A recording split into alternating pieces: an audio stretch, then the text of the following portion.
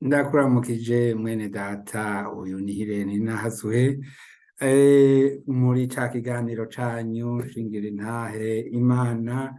Ica mbere twagivuze twaragize ikiganiro hanyuma turagicikiriza kuko cari kirekire kandi ndazi ko nta muntu afise umwanya, ubu twese turi ba wasiwasi.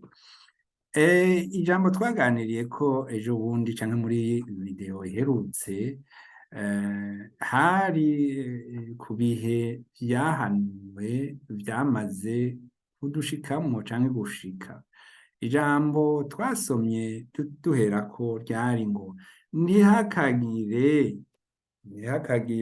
umuntu abahenda mu buryo na bumwe, kuko uwo munsi nawusize hagati ya paranteze canke utuzitizo, kuko uvugwa mu gice mu murongo utangura ngo uwo munsi utazoza kwakureka Imana kutabanje kuboneka, kandi wa muntu w'umugararije atarahishurwa niwe mwana wo kuranduka. Ivyo tubisoma mu Bayitesalonika, ibaruwa ryandikiwe Abanyatesalonika rya kabiri, Pawulo yabandikiye igice ca kabiri akarongo ka gatatu.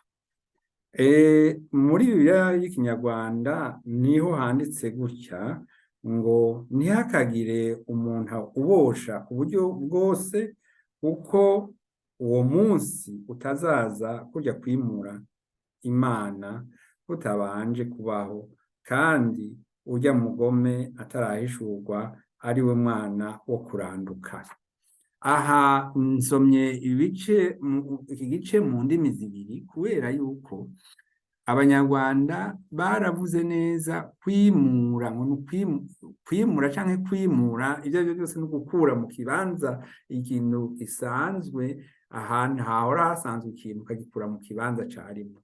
Urumva ahaye kwimura no gukura ikintu, kwimura no gukura k'ubwami, uwari umwami ukamukura k'ubwo bwami, boho birakomeye kurusha. Iwacu mu Kirundi banditse ngo kureka.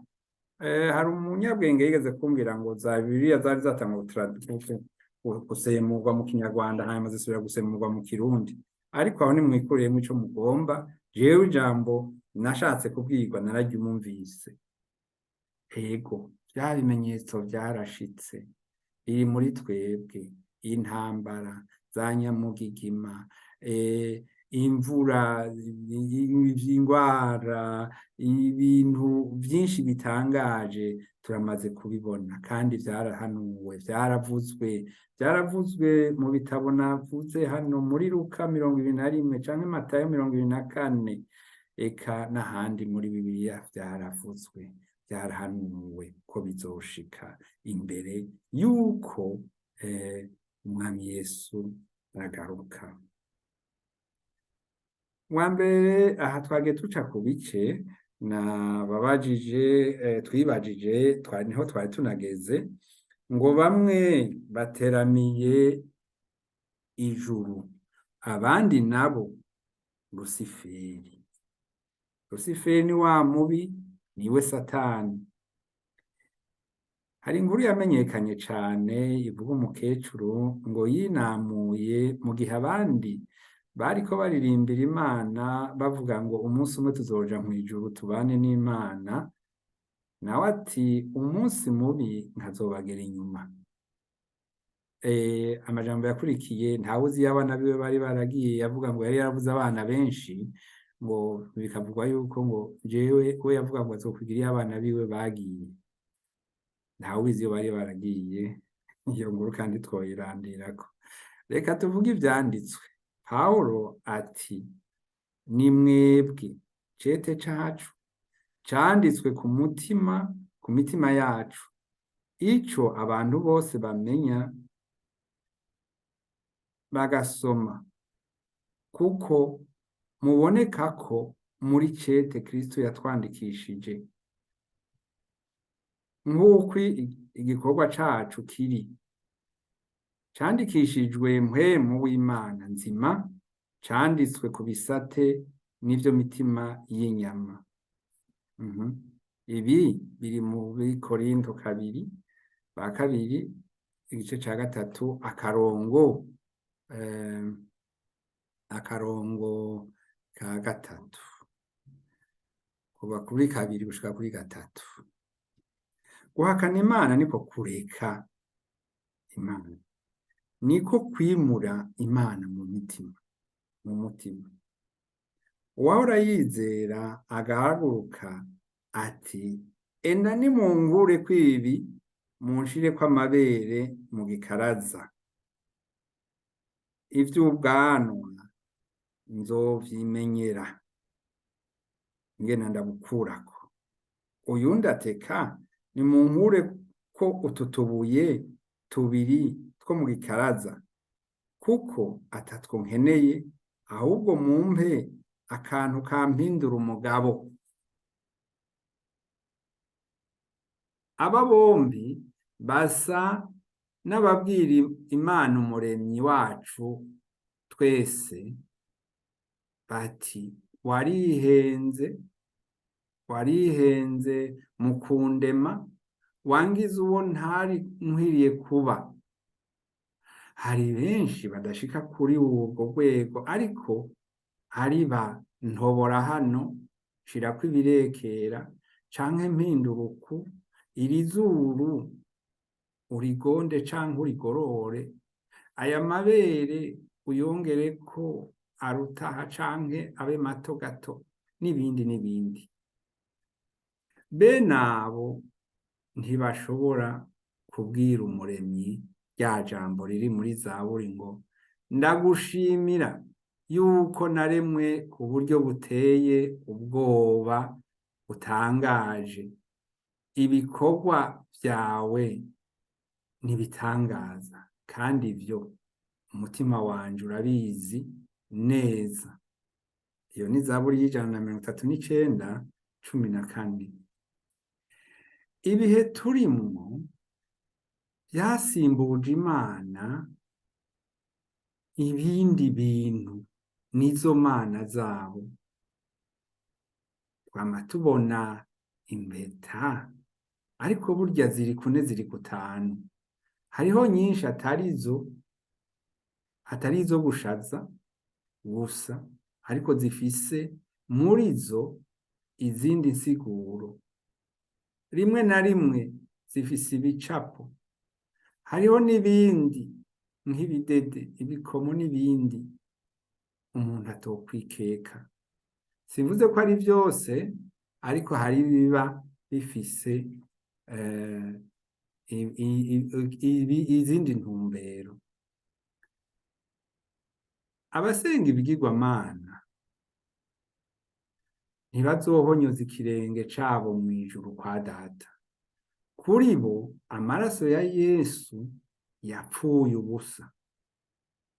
Umuntu wese yagiriwe ubuntu bwo gukizwa n'amaraso ya Yesu Kristo, ariko aya maraso akiza abizeye, abatuye n'akanwa kabo ko Yesu Kristo ari umwami, bagaheza bakihana ivyaha vyabo. Turi kumwe? Uhoraho ntazohora ariko aranyinyurana n'abana b'abantu. Iryahanuwe rigiye gushika kandi vuba. Umunsi n'isaha nta muntu abizi.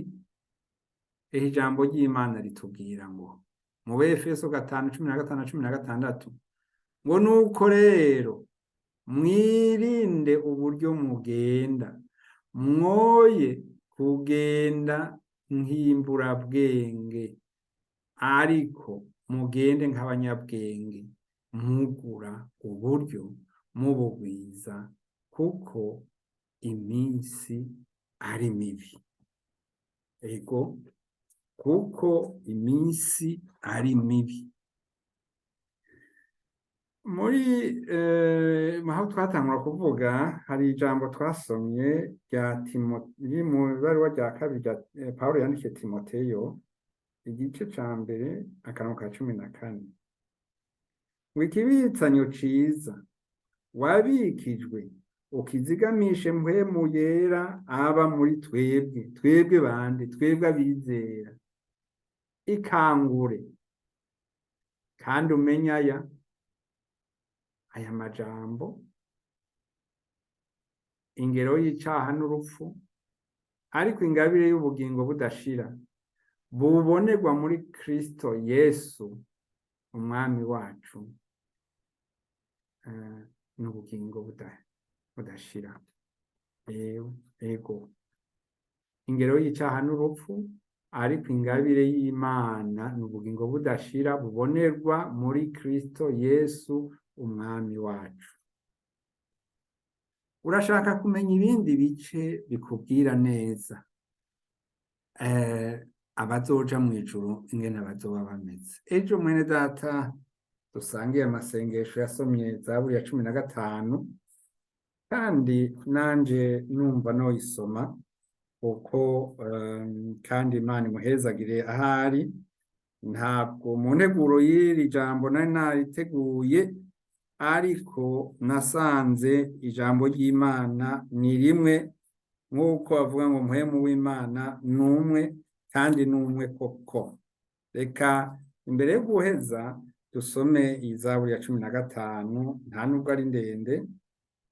Uhoraho, ninde azosembera mu ihema ryawe? Ninde azogerera ku musozi wawe wera? Nugendera mu bitunganye, agakora ivy'ukugororoka, akavuga ukuri mu mutima wiwe, utarementanisha ururimi rwiwe, ntagirire nabi mugenzi we, ntakaze inkuru y'umubanyi wiwe mu maso yiwe. Igihumbi kirakengeretse, ariko yubaha abatinya Uhoraho. Ico yarahiye naho comugirira nabi, ntiyirahuruza. Ntaguranira amahera kuzohabwa ay'inyungu, ntiyemera ingurire yo gutsindisha ufise urubanza. Ugenza atyo nta kizomunyiganyiza. Amina. Haleluya. Yesu rero aguhezagire wewe wari kurumviriza ino audio. Ushobora kuba ugifise inyota yo kumviriza ikindi kintu. Reka ndakubwire ibindi bice 4, ugenda ubisome. Usome Abifilipi 3:9. Usome ivyahishuriwe Yohana 21:8. Ivyahishuriwe Yohana 22:15. Usome Abikorinto ba mbere igice c'icenda ca 6 kuva 9 gushika 10. Kira noneho aya majambo muza kuyasanga aha munsi nyene, ndahashira aha munsi y'iyi audio iyi YouTube. Hanyuma mushobora no kubona n'inimero yanje, mukanyandikira canke mukamvugisha canke mukansengera. Ndakeneye ko munsengerereka. Ego tukiri hano kw'isi tuzokwama dukeneye amasengesho, ariko kandi ka karirimbo ko k'ijana k'inimero 100 ko guhimbaza Imana. Ngo nzoririmba igitangaza Yesu umwami yakoze, ndi kumwe nabo mw'ijuru imbere ya yantebe. Iyo niyo ntego yanje, iyo niyo ntego nawe ukwiye kugira. Kandi umenye uko umurondera uzomubona, azotugeza no ku rupfu, atuyongane mu ruzi, maze tumaze kujabuka hakurya tuzosanga abo dukunda. Haleluya. Yesu aguhezagire. Reka dusenge. Mana, ndagushimiye kuri aya majambo meza uduhaye, uraduhaye inkebuzo. Aya majambo yo kudukebura ntabwo tushobora kuyashira mu ngiro twebwe, kuko nta nkomezi dufise, ariko turasabye ngo tuyobore kandi dushoboze, kugira ngo Mana natwe tuzobe muri abo biteze kuzokubona biteze kuzoshika imbere ya ya ntebe. Haleluya, urakoze Mana. Ndasabiye umwe wese, hariho abakunzi ngaha bamaze kugira abone, n'abandi bama bafyonda bataranumviza na video.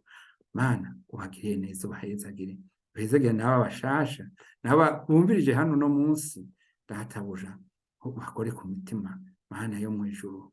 Databuja urakoze, gendera abari mu buhungiro, gendera abari mu gihugu, gendera abari ruguru n'abari mu bisagara.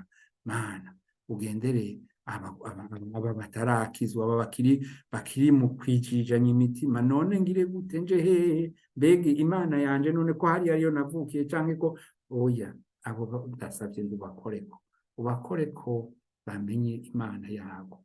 Oh haleluya, cari ikibazo ngo Imana yawe ninde? Ibahe. Urakoze Mana, kuko uri Imana ihoraho. Ishimwe n'icubahiro n'ivyawe, ni mu izina ry'umwami wacu Yesu Kristo ndabisavye, amen. Mwari kumwe na mwene so Hirere Ninahazwe, ego aba mu Budagi. Nkaba mboneyeho n'akaryo ko kubaha intasho y'umuryango, umupfasoni wanje n'abana nabo barabaramutsa. Ego Yesu rero abahezagire. Hari n'abandi dukorana umurimo w'Imana nabo nyene bama bantuma kubaramutsa. None rero nimwakira intasho yabo, na cane cane aba tumaze kuvugana ku rubuga. Hariho n'abandi bakirindiye, ubu nzobabazanira vuba. Yesu abahezagire. Yesu abahezagire inshuti zanje. Ego